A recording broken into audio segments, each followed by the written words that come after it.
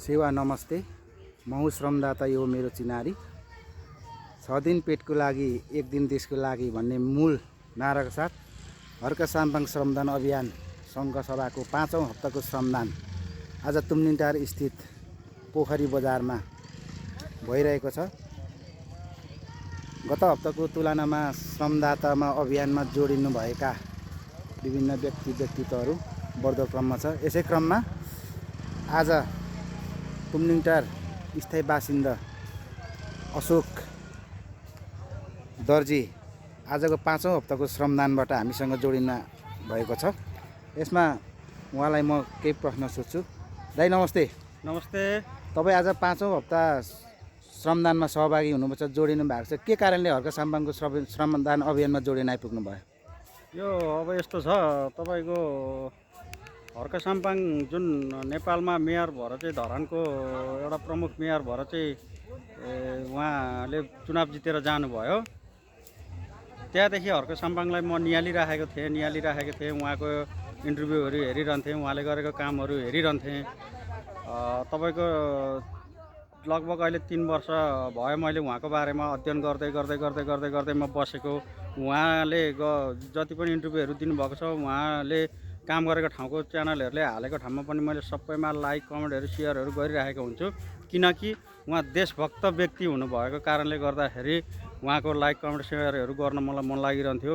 उहाँ निष्पक्ष मान्छे, तपाईँको यो त्यो यहाँ त्यहाँ नभनिकन, कसैलाई पनि वरको परको नभनिकन सम्पूर्ण नेपाली, हामी नेपालमा जति पनि रहेका हरेक विभिन्न जात जातिहरू छौँ, उहाँले सबैलाई नेपाली मात्रै देख्नुहुन्छ। उहाँले यो फलाना जात, यो ऊ जात, यो त्यो जात केही देख्नुहुन्न। उहाँको हरेक तपाईँको मैले रिसर्च गर्दै यहाँसम्म आइपुगेर उहाँले फेरि एउटा मेन कुरा 2-4वटा शब्दहरू बोल्नुभएको छ।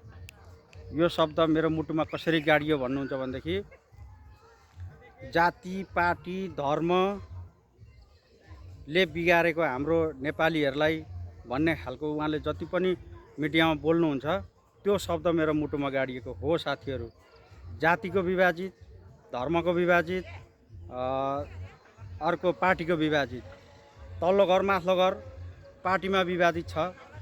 चुनावमा चुनावमा पनि तपाईँको यो काङ्ग्रेसको, यो माओवादीको, यो एमालेको अनि भनेर चाहिँ हाम्रै गाउँघरमै पनि रिसारिस भइरहेको अवस्था देखिन्छ। फेरि भोलि चाहिँ चुनाव सकिए पछाडि त्यही व्यक्ति हामीलाई चाहिन्छ। त्यस कारणले गर्दाखेरि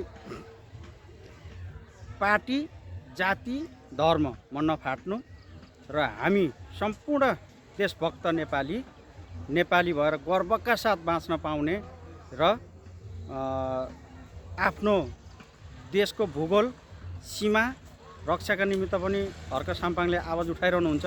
त्यो अत्यन्तै मनपर्ने शब्द हो, मलाई अत्यन्तै मनपर्ने शब्द हो। र अब सम्पूर्ण नेपाली दाजुभाइहरू यहाँ यो त्यो वहाँ त्यहाँ केही नभनिकन, त फलाना जातिको, त ढिस्का जातिको, त चाहिँ त्यो पार्टीको, त ऊ पार्टीको नभनिकन हामी नेपाली हो, नेपाल भूमिलाई रक्षा गर्नुपर्छ, नेपाललाई विकास गर्नुपर्छ भन्ने हिसाबले सबै जोडिनुहुन्छ भनेर आग्रह गर्दछु म। ल दाइ, अनि हर्क साम्पाङ श्रमदान अभियानमा कतिपय मान्छेहरू भित्री मनदेखि हुँदाहुँदै पनि बाहिर श्रमदानमा आउन सक्नु भएको छैन।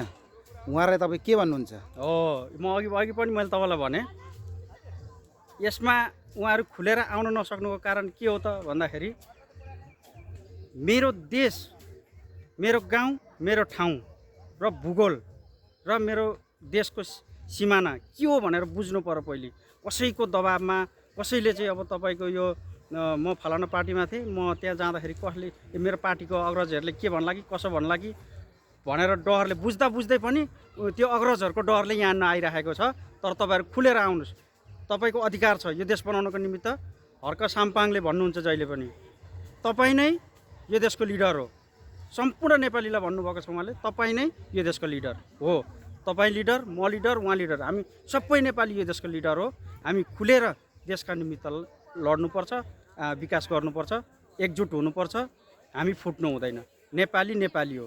हर्क साम्पाङले भन्नुहुन्छ नि, नेपाली भन्नुपर्छ, सबैलाई नेपाली भन। कुनै कितामा विभाजन नगर भन्नुहुन्छ नि, यसरी जानुपर्ने हुन्छ। अब अन्तमा नि दाइ, हजुर तपाईँ पनि पहिला कुनै पार्टीमा आबद्ध हुनुहुन्थ्यो होला, त्यो आफ्नो ठाउँमा चाहिँ अहिले परित्याग गर्नुभयो। तपाईँ जस्तै तुमलिङटार तपाईँ स्थानीयवासी भएको कारणले हजुर यो पार्टीमा आबद्ध विभिन्न व्यक्तित्वहरूलाई पार्टी नहेरिकन यो श्रमदानमा आउनको लागि के भन्नुहुन्छ, के आह्वान गर्नुहुन्छ? अब तपाईँको हामीले सिधासिधी हेर्दाखेरि मैले त यो कुराहरू त धेरै वर्ष अगाडिदेखिको 74 सालदेखिको नै अवलोकन गरेको हो।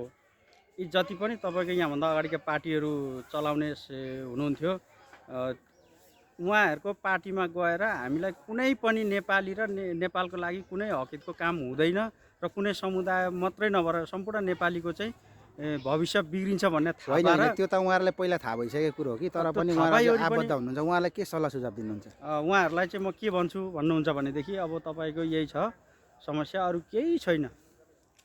पार्टी, जाति, धर्म यिनीहरूलाई सबैलाई मध्यनजर गरेर हेरेर समेटेर नेपाली एकजुट हुनु पर्यो। सबैको धर्म सबैले सम्मान गरौँ, सबै जातिलाई सम्मान गरौँ र हामी नेपाली हौँ भनेर चाहिँ एकबद्ध एक कट्ठा भएर नेपालको विकासको हकहितको लागि अगाडि बढी नै रहौँ। ल हस्, योभन्दा विकल्पहरू छैन। ल हस् दाइ, दाइको सल्लाह र सुझावको लागि धन्यवाद दाइ। हस्, धन्यवाद। हर्का साम्पाङ श्रमदान अभियान सङ्घ छ 5औँ हप्तामा।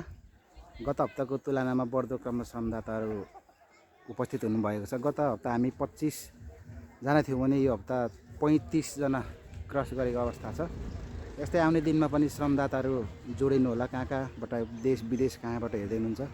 हाम्रो श्रमदान अभियान जोडिनको लागि आधिकारिक फेसबुक पनि छ हाम्रो, त्यसमा पनि भरे पोस्ट हुन्छ। बस 20 पर्सनलको लागि सन्तोष राई, म तुमलिङटार स्वयं म डिस्प्ले नम्बर पनि राखिदिएको हुनेछु र खानबारीको लागि उमा कुमारी राई, सीता नाना हुनुहुन्छ, उहाँको म नम्बरहरू राखिदिन्छु। कहाँबाट हेरिदिनु सबैजना जोडिनु होला हर्का साम्पाङको अभियानलाई मन पराउने श्रमदाताहरू।